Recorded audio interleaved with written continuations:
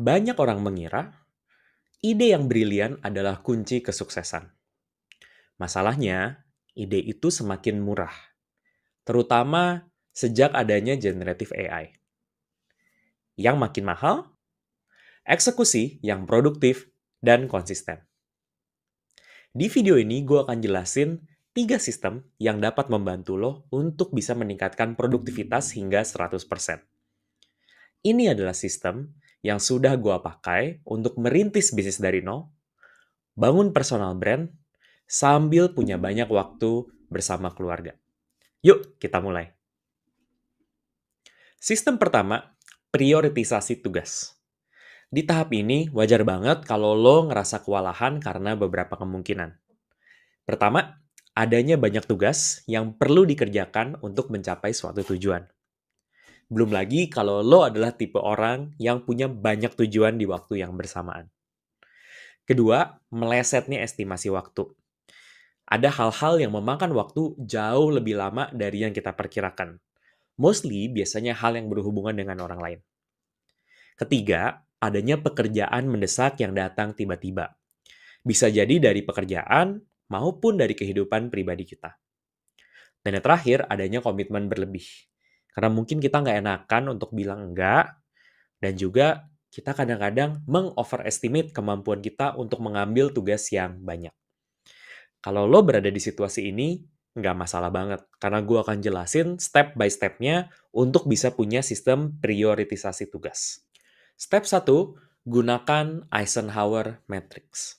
Eisenhower Matrix adalah sebuah matriks yang terdiri dari 4 buah kotak. Kita membagi tugas dari sumbu X, kita membagi tugas yang mendesak dan tidak mendesak. Dari sumbu Y, kita membagi tugas dari yang penting dan tidak penting. Sehingga kita mendapatkan 4 buah kotak yang memiliki karakteristik yang berbeda-beda. Kiri atas itu yang penting dan mendesak, maka kita harus lakukan aktivitas tersebut sesegera mungkin. Kanan atas, hal yang penting tapi tidak mendesak, jadi perlu kita jadwalkan dan perlu kita cari waktu untuk melakukannya. Di kiri bawah, hal yang tidak penting tapi mendesak, sebisa mungkin kita delegasikan ke orang lain. Dan yang terakhir adalah yang tidak penting dan tidak mendesak. Itu harus kita hilangkan dan kita hindari sebisa mungkin. Apa aja sih contoh-contohnya? Contoh hal yang berada di kanan atas, itu hal yang masuk ke jadwalkan adalah contohnya hal-hal yang berhubungan dengan kegiatan jangka panjang, seperti menentukan strategi, membina hubungan dengan stakeholder, dan menentukan arah karir. Yang di kiri atas, yang penting dan mendesak, contohnya menjawab permintaan atasan yang mendesak, mengelola keluhan pelanggan, dan merespon krisis. Kiri bawah, yang bisa kita delegasikan, di mana meeting yang di mana kita hanya perlu menjadi seorang pendengar, sehingga sebenarnya kita bisa kirimkan anggota tim kita yang lain. Yang kedua adalah pekerjaan administratif dan repetitif. Dan yang terakhir, project yang ada di dalam mode maintenance, sehingga bukan kita, nggak harus kita kok yang ngerjain itu. Dan yang terakhir adalah hal yang perlu kita hilangkan, yaitu meeting-meeting yang nggak produktif, limpahan pekerjaan orang lain yang seharusnya bukan di job desk kita, dan bahkan mungkin kadang-kadang kita menunda pekerjaan penting. Nah, dari contoh tersebut, coba kita lakukan step yang kedua. Masukkan tugas-tugas yang kita miliki terhadap kotak-kotak tersebut. Lo bisa menggunakan kertas dan post-it untuk visualisasi. Alternatively, lo juga bisa membuat itu secara digital dengan menggunakan Google Slide misalnya. Nah, gue udah sering banget ngebawain workshop di mana gue mengajarkan framework ini, dan biasanya ada 3 buah insight yang sering muncul. Pertama, terlalu banyak hal yang ada di bagian mendesak dan penting, alias terlalu banyak firefighting. Yang kedua, kurang banyak hal yang masuk kategori tidak mendesak dan penting. Jadi, mereka itu kurang invest di hal-hal yang sifatnya long term, seperti strategic thinking, relationship building. Dan yang ketiga, kurang banyak hal yang masuk kategori mendesak dan tidak penting, alias kurang banyak hal yang didelegasi. Jadi coba deh, setelah lo memahami pattern-pattern tersebut, lakukan tahap yang ketiga. Realokasi tugas ke kotak yang lebih sesuai. Coba lo evaluasi lagi tingkat urgensi dan kepentingan dari sebuah tugas. Waktu gue kerja di startup, kita sering bercanda kayak, elah, di startup mah semua tugas urgent dan important, urgent dan penting. Tapi itu terjadi karena kita malas untuk benar-benar menguliti apakah tugas tersebut memang benar-benar penting dan urgent. Dan yang kedua, menjadwalkan waktu sakral untuk hal-hal yang penting namun tidak mendesak. Contohnya apa? Rajin untuk one-on-one sama orang lain. waktu untuk mengevaluasi minggu kita, atau memikirkan perencanaan kita dalam waktu seminggu ke depan. Dan yang terakhir, selalu cari peluang untuk delegasi ke orang lain. Orang lain di sini bukan berarti harus staff kita, tapi bisa jadi kita mendelegasi ke atasan, ke peer kita, atau bahkan ke kontraktor atau anak intern. Opsi lainnya bisa juga menggunakan teknologi, dan itu mungkin akan gue bahas di video yang terpisah. Spoiler alert, ini adalah salah satu dari belasan framework yang gue cover di buku gue Solid Skills, Fondasi Kesuksesan Karir di Masa Depan Dunia Kerja.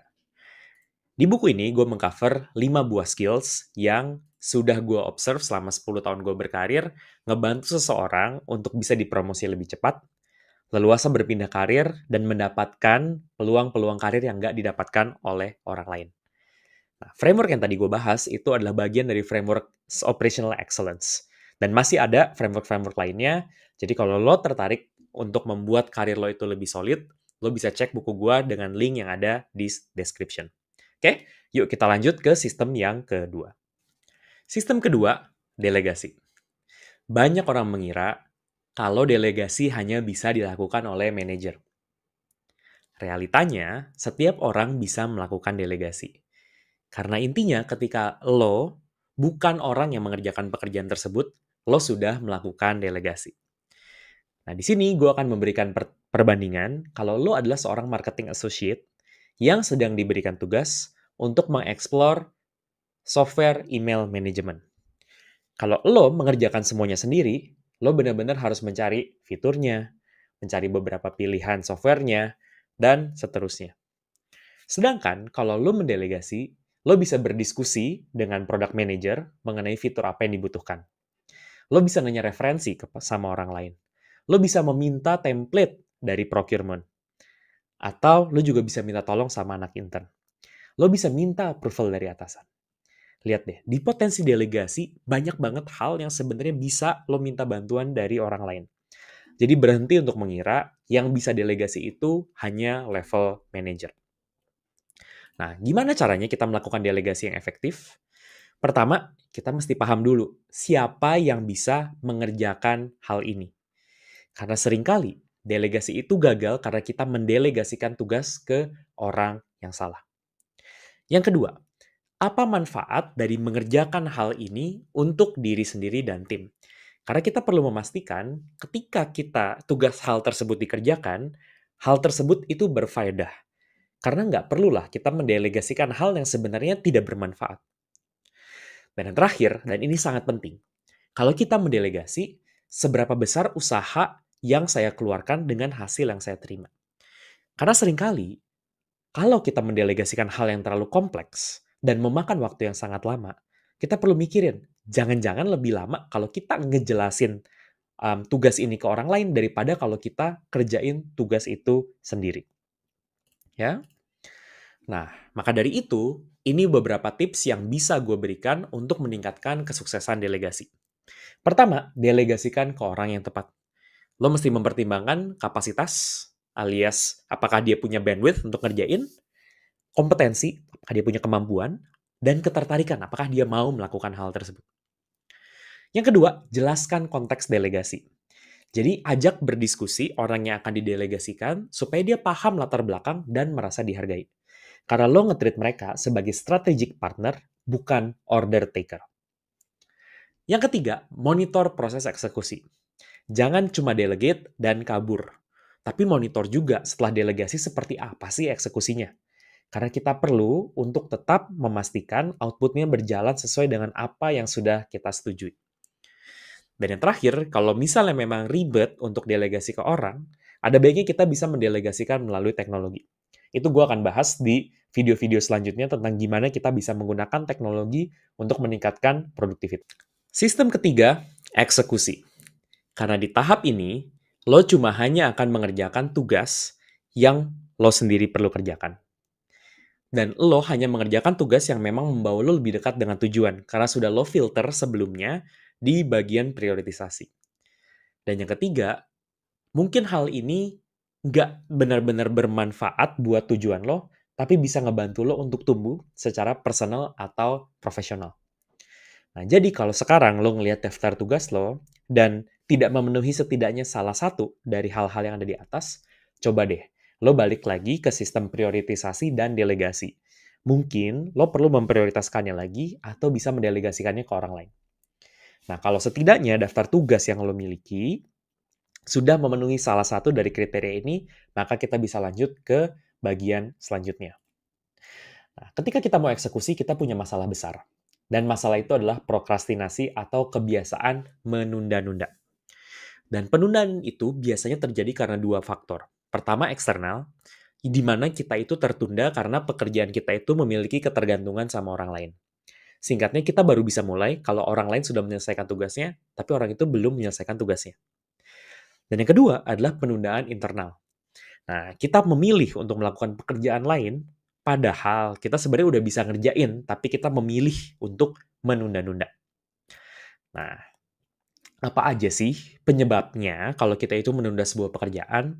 Nah, di sini gue akan melakukan refleksi pribadi. Jadi biasanya kalau gue menunda-nunda pekerjaan, biasanya ada beberapa faktor dan pola-pola yang sering muncul.